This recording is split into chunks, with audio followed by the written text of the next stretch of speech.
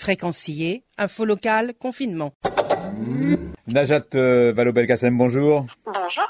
Alors merci de consacrer quelques instants à notre radio. Vous avez été nommé le 23 mars de cette année à la tête d'une ONG qui s'appelle One et qui est en fait One World. Et vous êtes plutôt connu dans l'esprit des Français comme ancienne ministre de l'Éducation nationale de l'époque de François Hollande. Mais c'est vraiment de cette nouvelle fonction dont nous allons parler. Dans un premier temps, est-ce que vous pouvez nous présenter cette organisation ?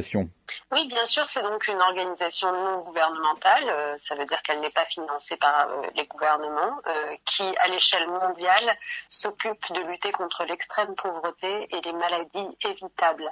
C'est une ONG qui travaille depuis de longues années, par exemple, sur des pandémies comme la tuberculose, la malaria, le sida, dans les pays les plus pauvres, et qui veille à ce que les traitements arrivent à ces populations-là. C'est une ONG qui a des valeurs très fortes et en cette période où on est confronté au Covid-19 et où je m'inquiétais vraiment fort de ce qui pouvait se passer pour les pays les plus démunis, il m'a semblé pertinent d'aller leur donner un coup de main et donc c'est ainsi que je suis arrivée dans cette ONG.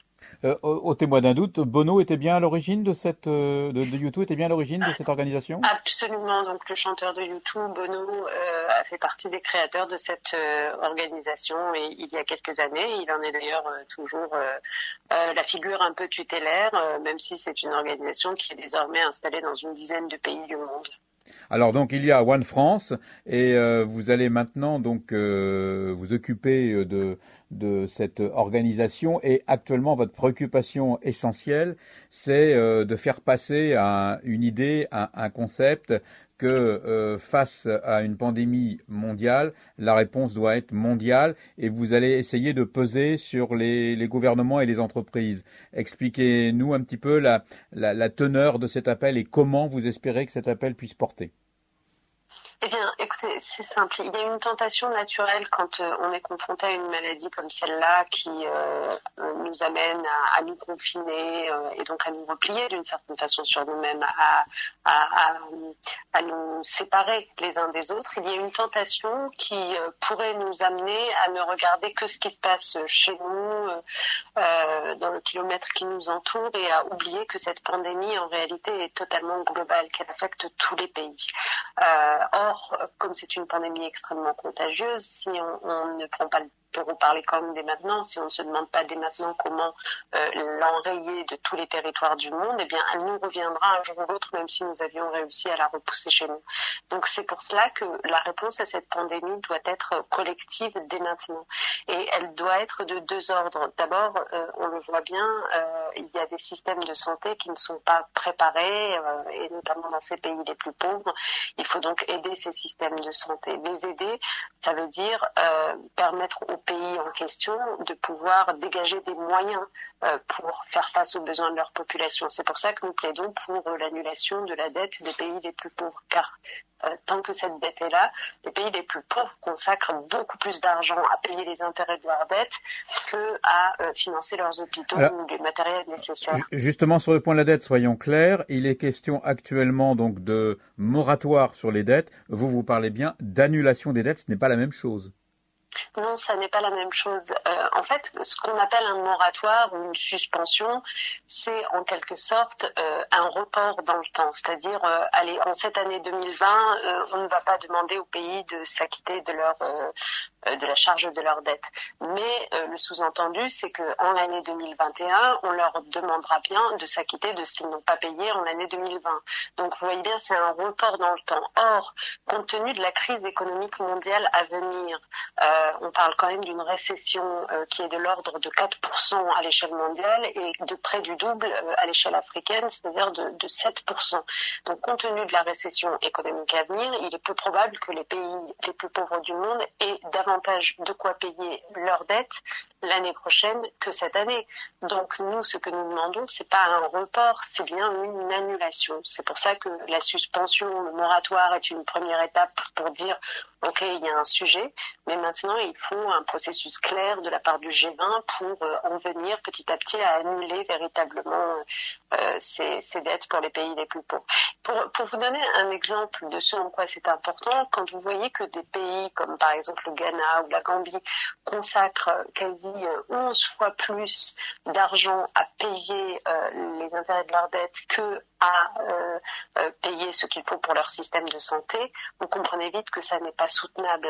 Par ailleurs, à quoi ça sert de maintenir ces dettes alors qu'on sait très bien qu'ils ne pourront pas les régler dans ces conditions-là, confrontés au Covid-19, et que ne les réglant pas, de toute façon, ils vont introduire de sérieuses perturbations dans le marché financier mondial. Donc il vaut mieux prévenir que guérir à la fin. Alors justement, vous êtes sur l'idée qu'il faut soutenir les pays les plus en difficulté actuellement, mais aussi la notion de personnes vulnérables, de permettre le traitement accessible à tous. Aujourd'hui, comment vous voyez la façon dont les pays actuellement en très grande difficulté économique et avec des systèmes de santé très faibles, comment est-ce qu'ils peuvent affronter l'épidémie lorsqu'elle va arriver chez eux? Oui, absolument. Je disais, en fait, les défis auxquels sont confrontés ces pays sont de plusieurs ordres. Il y a le défi sanitaire en tant que tel, c'est-à-dire il manque de protection, d'équipements, de tests, etc. Et il faut les aider à obtenir ces fournitures médicales. Et ça passe à la fois par une aide d'urgence qui est attendue. Donc cette aide d'urgence, pour part, elle passe par l'annulation de la dette, puisqu'elle leur permet de récupérer des liquidités, mais pour part, elle passe aussi par de l'argent frais qui doit venir des institutions internationales, des pays du G20, et les pays africains ont estimé à peu près 100 milliards de dollars le besoin d'une aide pour faire face sur un plan sanitaire, mais aussi sur un plan de protection des populations, dans le sens où le deuxième défi auquel sont confrontés ces pays les plus pauvres, c'est le défi économique. Car pendant qu'on arrête l'activité économique, pendant que beaucoup de pays referment leurs frontières et donc leurs exportations de biens alimentaires ou de fournitures médicales, eh bien, ces pays les plus pauvres, d'une certaine façon, se retrouvent confrontés à une crise alimentaire, se retrouvent confrontés à des pénuries sur un certain nombre de biens. Donc, il faut, là encore, venir en aide aux populations, venir en aide aux petites entreprises qui sont en train de souffrir cruellement dans ces pays. C'est le deuxième point. Ceci dit, dans ces pays, il y a aussi ce secteur informel qui est important en termes de production. Vous l'incluez aussi dans votre réflexion ? Oui, nous l'incluons évidemment aussi dans notre réflexion, parce que qui dit secteur informel dit que on parle de gens qui, en fait, ne mangent le soir que ce qu'ils ont pu gagner la journée, qui n'ont aucun filet de sécurité sociale. Donc, par définition, lorsque l'activité économique s'arrête, lorsqu'on leur demande de rester chez eux, d'être confinés, qu'ils ne peuvent plus aller travailler le jour, eh ben ça veut dire qu'ils n'ont plus rien à manger le soir pour eux et pour leur famille. Et c'est pour ça que le Covid-19 risque bien de devenir aussi une épidémie de famine dans bien des pays. Donc c'est en ça qu'on demande une mobilisation d'urgence à tous les gouvernements. Vous imaginez si on se retrouve avec ce que prévoient des ONG comme Oxfam, par exemple, à savoir un demi-milliard de personnes qui tombent dans l'extrême pauvreté à cause du Covid-19 et donc potentiellement dans la famine. Donc c'est à ça qu'il faut faire face. Et enfin, le dernier sujet que vous évoquiez tout à l'heure, c'est la nécessité de travailler sur le vaccin. À terme, la seule chose qui nous sauvera du Covid-19, c'est bien évidemment la découverte d'un vaccin. Heureusement, il y a beaucoup d'équipes de recherche qui sont en train d'y travailler, d'ailleurs de façon très internationale, très collaborative. C'est vraiment de ce point de vue assez exemplaire. Mais la question, c'est est-ce qu'on a suffisamment d'argent pour accélérer la recherche et le développement de ce vaccin? La réponse est, là aussi, il faut que les pays qui en ont les moyens mettent davantage d'argent. On estime à 8 milliards d'euros les nécessités aujourd'hui pour développer ce vaccin, pour faire en sorte qu'il soit rapidement à la fois trouvé, homologué, adapté aux différents pays et distribué équitablement dans tous les pays, sans barrière de coût comme on a pu connaître par le passé. Ce serait absolument scandaleux qu'on trouve un vaccin et que ce vaccin soit dans les faits réservé aux pays riches. On ne peut pas se le permettre. Donc c'est dès maintenant qu'il faut faire en sorte que ce vaccin soit réellement accessible à tous quand il sera trouvé. Et est-ce que vous croyez qu'actuellement, vu du point de vue du G20, c'est une préoccupation majeure ou il faut vraiment insister pour que ça évolue du côté du G20? Écoutez, aujourd'hui, moi je dirais qu'on est passé par plusieurs étapes. On a connu dans les tout premiers temps, les premiers mois du Covid-19, on a connu un paysage de non-coopération, soyons honnêtes, entre les États, qui ne devrait d'ailleurs pas nous surprendre parce qu'on sait que quand arrive une crise, les gouvernements sont tentés finalement de se replier sur leur territoire. On sait qu'à l'échelle du monde, ces dernières années, décennies, des forces nationalistes sont arrivées de plus en plus en nombre à la tête des États et donc tout ça pousse quand même à un repli sur son territoire, clairement. Cette non-coopération, ça a conduit à des attitudes nulles, vraiment nulles, comme par exemple le fait de se piquer des masques sur les tarmacs des aéroports étrangers, le fait que l'Union européenne reste paralysée devant la demande d'aide de l'Italie, etc., etc. Le dernier avatar d'ailleurs de ce type de comportement, c'est Donald Trump qui s'en prend à l'OMS, à l'Organisme mondial de la santé, comme si c'était aux pompiers qu'il fallait s'en prendre en ce moment et pas au feu. Enfin, c'est vraiment n'importe quoi. Donc ça a été une première étape. Ensuite, je pense qu'il y a eu petit à petit une conscientisation, une prise de conscience, et les ONG dont One fait partie ont, je crois, joué un rôle important là-dedans pour attirer l'attention sur le fait qu'on était tous embarqués sur le même bateau et que la réinfection aussi, c'était une probabilité importante qui risquait de nous revenir en boomerang si on ne faisait rien pour aider d'autres pays. D'ailleurs, entre parenthèses, vous avez vu que la Chine, aujourd'hui, commence à avoir ses premiers cas de réinfection de gens qui venaient d'ailleurs. Donc, cette prise de conscience dans un second temps, elle a conduit à des propos forts tenus à la fois au niveau de l'ONU par le secrétaire général, au niveau du G20, au niveau du G7. Mais il faut concrétiser maintenant. Il faut vraiment passer des discours aux actes réels et on a besoin d'avoir des étapes claires. On a besoin, je le disais, s'agissant des dettes, non pas d'une simple suspension, mais d'une annulation pour les plus pauvres. On a besoin que le FMI et la Banque mondiale s'engagent vraiment dans des efforts à leur tour, parce que en fait, il n'y a pas que dans la relation bilatérale entre pays qu'on peut s'aider. C'est aussi les instances multilatérales qui ont un rôle à jouer. On a besoin que, pour rester sur les dettes, les créanciers privés aussi fassent un effort. Donc voilà, on est dans une étape où il faut passer maintenant au dur des choses et ça ne se fait pas sans mal parce que oui, c'est de l'argent frais qui doit être trouvé partout, mais cet argent frais il est indispensable. Ça sert à rien de l'emporter dans notre tombe.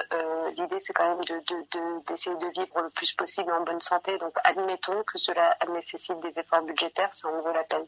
Aujourd'hui, il y a une polémique ou des doutes sur la capacité de l'OMS à exprimer de façon désintéressée un certain nombre de priorités pour l'ensemble de la population mondiale. On dit que l'OMS est un petit peu sous la pression de la Chine. Trump retire ses financements. Est-ce qu'on n'a pas aussi quelque part une insuffisance d'aura de l'ONU et de l'OMS?